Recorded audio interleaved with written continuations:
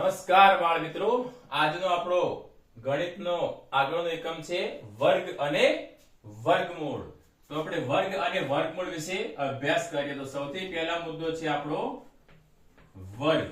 વર્ગ એટલે શું આને વ્યાખ્યા સમજતા પહેલા આપણે એને એક ઉદાહરણ જોઈ લઈએ. ધારો કે આ 3 છે, 3 નો ગુણાકાર આપણે 3 સાથે કરીએ તો જવાબ શું મળે છે? 9. ઓકે, 10 લીધા, 10 નો ગુણાકાર 10 સાથે કરીએ તો જવાબમાં મળે છે 100. 5 લીધા, 5 નો ગુણાકાર 5 સાથે કર્યો તો પરિણામમાં જવાબ મળે છે 25. તો વ્યાખ્યા આપણે આના ઉપર સમજીએ કે 9 છે એ 3 નો વર્ગ કહેવાય, 100 છે એ 10 નો વર્ગ કહેવાય, 25 છે એ 5 નો વર્ગ કહેવાય. એટલે કે 1 નો ગુણાકાર 1 સાથે એટલે પરિણામ મળે છે 1, 2 નો ગુણાકાર 2 સાથે એટલે જવાબમાં મળે છે 4, 3 નો ગુણાકાર 3 સાથે એટલે કે જવાબમાં મળે છે 9. તો આની વ્યાખ્યા સમજીએ આપણે. હવે આના આપણે વ્યાખ્યા જોઈ લે. 3 નો ગુણાકાર આપણે 3 સાથે કર્યો, બરાબર છે? એટલે કે આપેલી સંખ્યાને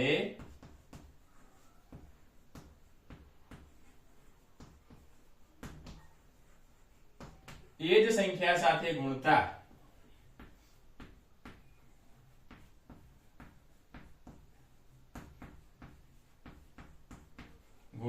એટલે કે 3 ને 3 સાથે ગુણવાના, અથવા તો 10 ને 10 સાથે, 5 ને 5 સાથે, 1 ને 1 સાથે, 2 ને 2 સાથે, જે પણ સંખ્યા લઈએ આપણે તો એ જ સંખ્યાને એની એ જ સંખ્યા સાથે ગુણતા મળતું પરિણામ એટલે કે મળતા પરિણામને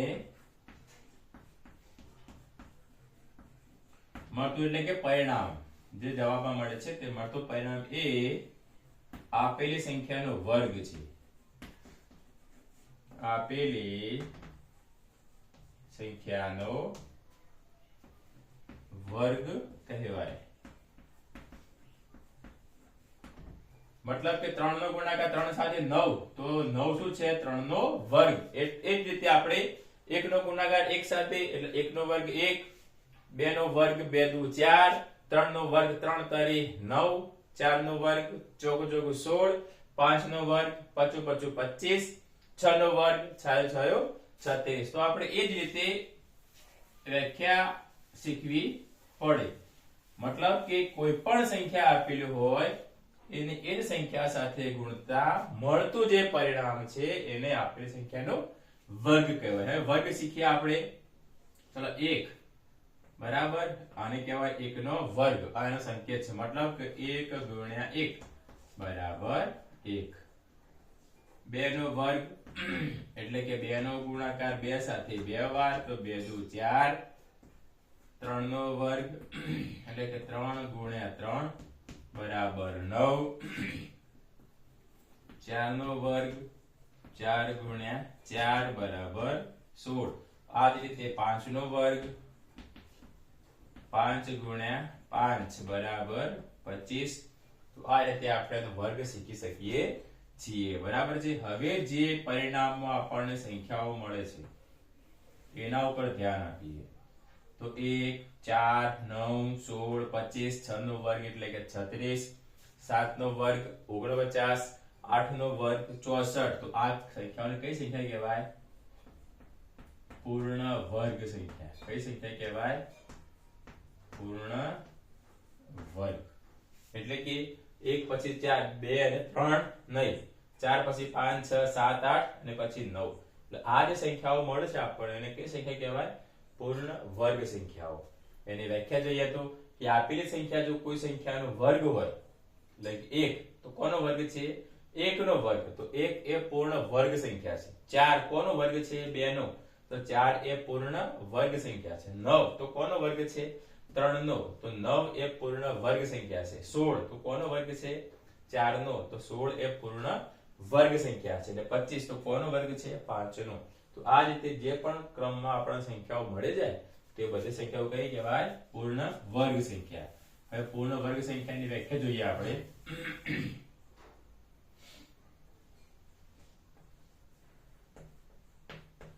પૂર્ણ વર્ગ સંખ્યા.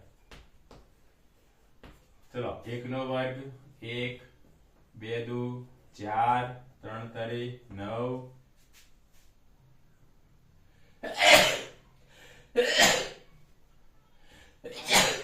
4 નો વર્ગ 16 5 નો વર્ગ 25 6 નો વર્ગ 36 7 નો વર્ગ 49 8 નો વર્ગ 64 9 નો વર્ગ 81 10 નો વર્ગ 100 આમ આગળ એની પૂર્ણ વર્ગ સંખ્યાઓ મળી જાય છે તો આપણે જોઈએ કે આ સંખ્યાઓ ક્યાંથી મળે છે તો કોઈ સંખ્યાનો વર્ગ કરવાથી તો વ્યાખ્યા જોઈએ તો આપેલી સંખ્યા જો કોઈ સંખ્યાનો વર્ગ હોય જો કોઈ સંખ્યાનો વર્ગ હોય તો તે સંખ્યાને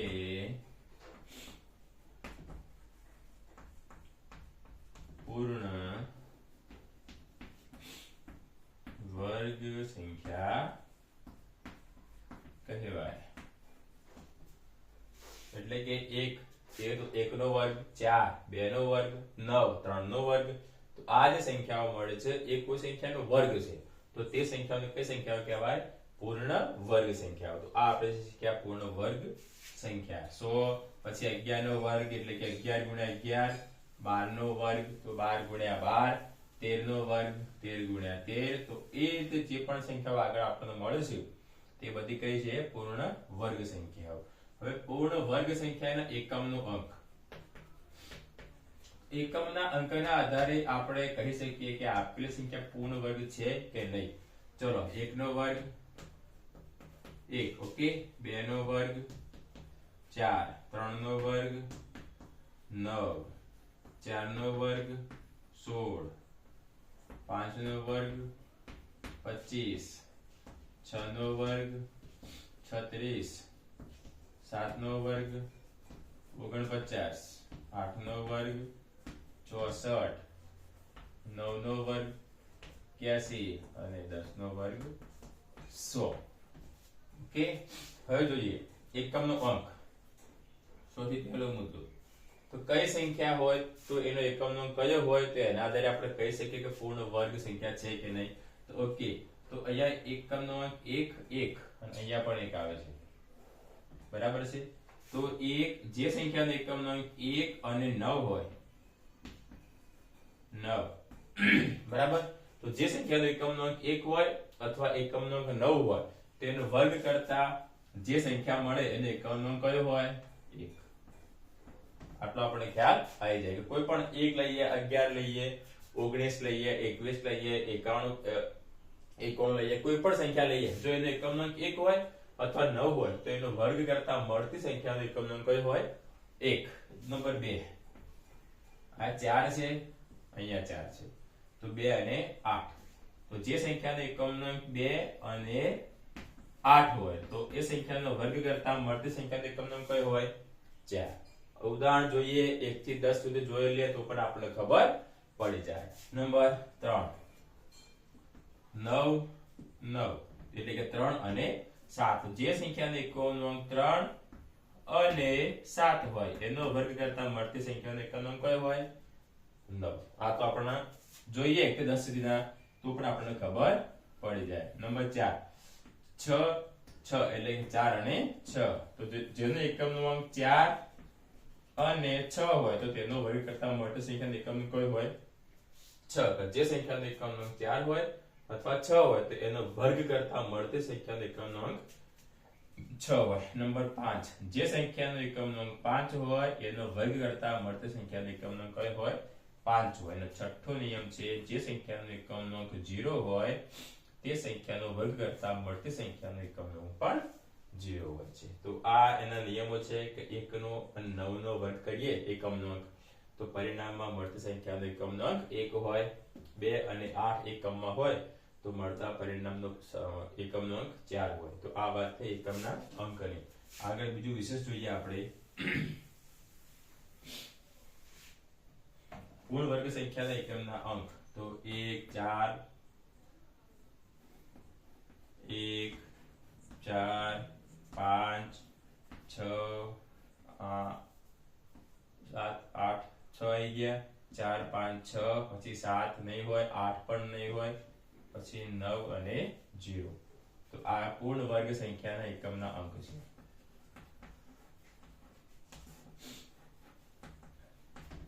તો એક આપેલ સંખ્યા પૂર્ણ વર્ગ છે કે નહીં, તો એને પહેલી ખાતરી કરવા માટે આપણે એના એકમના અંક ઉપર ધ્યાન આપવું પડે. તો જે સંખ્યાનો એકમનો અંક 1 4 5 6 9 કે 0 હોય તો એ સંખ્યા પૂર્ણ વર્ગ સંખ્યા હોઈ શકે.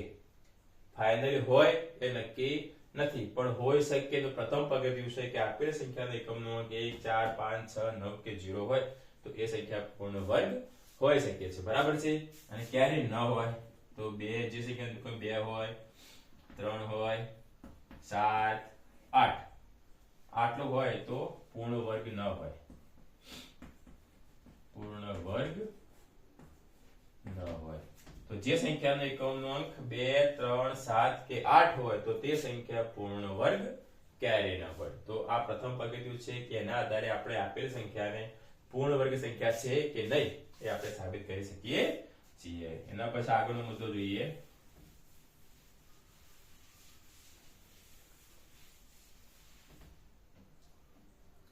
વર્ગમૂળ.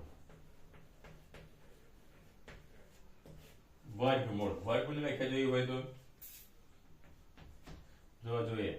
ચલો 3 નો વર્ગ બરાબર 3 ગુણ્યા 3 બરાબર 9.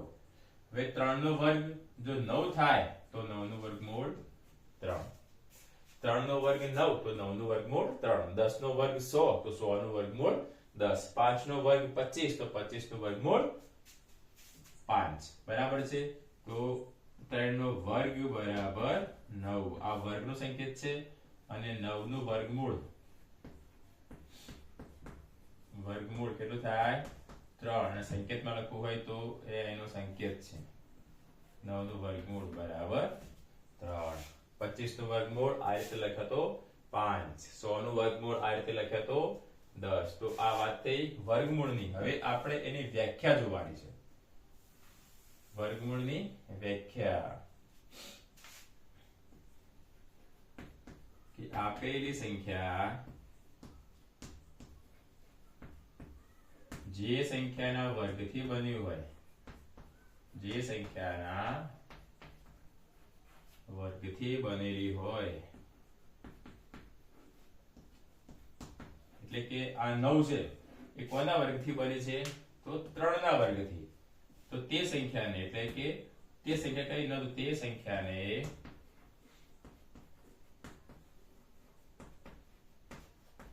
આપેલી સંખ્યાનું